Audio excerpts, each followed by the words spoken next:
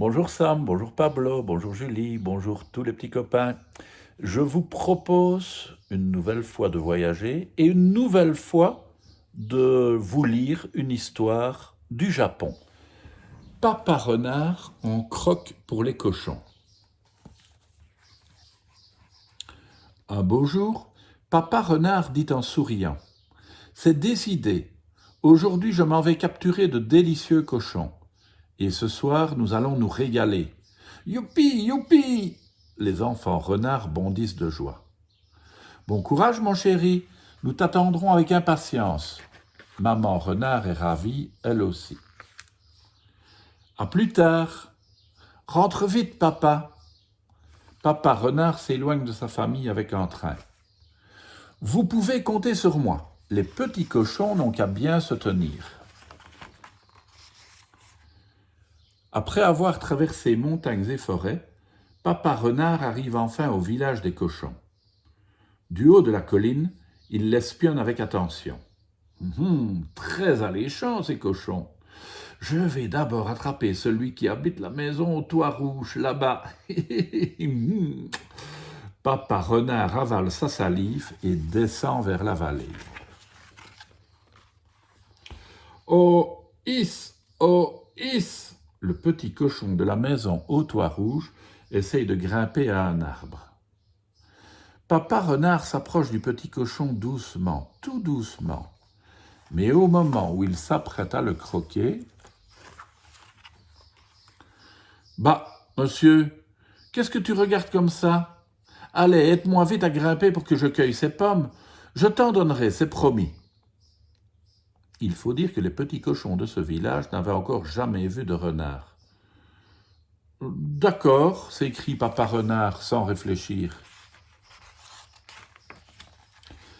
C'est ainsi que, cronch, cronch, Papa Renard et le petit cochon mangent tout plein de pommes bien rouges. Elles sont bonnes, hein? Oui, délicieuses. Mais au fait, monsieur, tu faisais quoi tout à l'heure? À cette question du petit cochon, Papa Renard bredouille spontanément. Je voulais cueillir des pommes pardi. Ah, d'accord. Prends donc ces pommes, monsieur, et reviens quand tu veux qu'on en cueille encore ensemble. Tout en s'éloignant, Papa Renard ne peut s'empêcher de répondre joyeusement. Merci. Les bras chargés de pommes, Papa Renard se demande en marchant. Tiens, quelque chose m'échappe. Bon, tant pis. Je m'en vais de ce pas capturer le petit cochon de cette maison au toit bleu.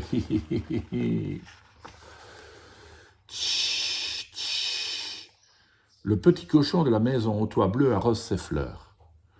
Papa Renard s'approche du petit cochon doucement, tout doucement. Mais au moment où il s'apprête à le croquer...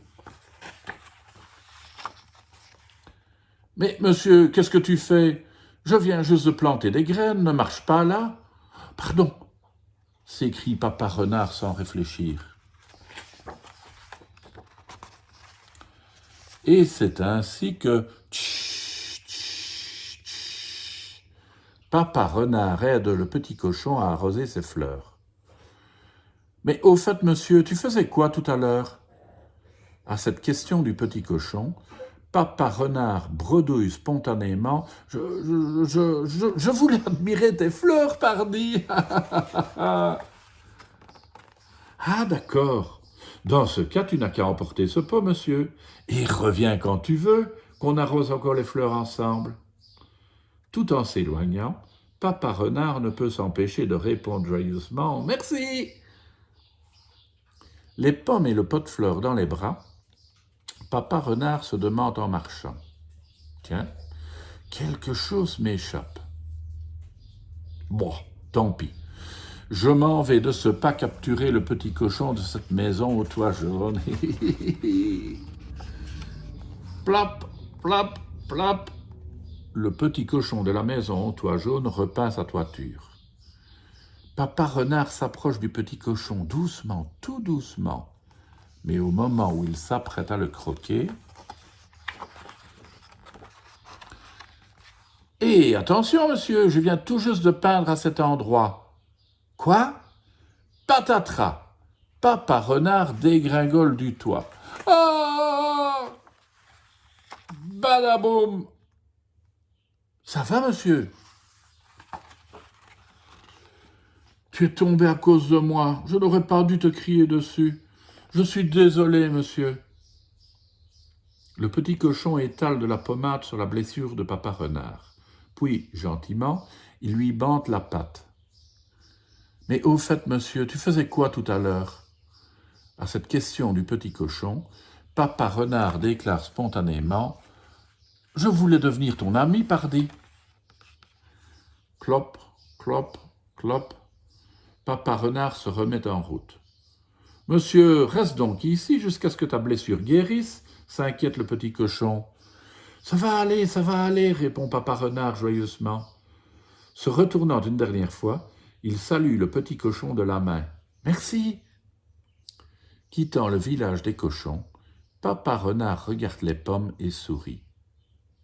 Il regarde le pot de fleurs et sourit. Puis il regarde le bandage sur sa patte blessée et sourit. Tout le chemin du retour, papa renard sourit maintes et maintes fois.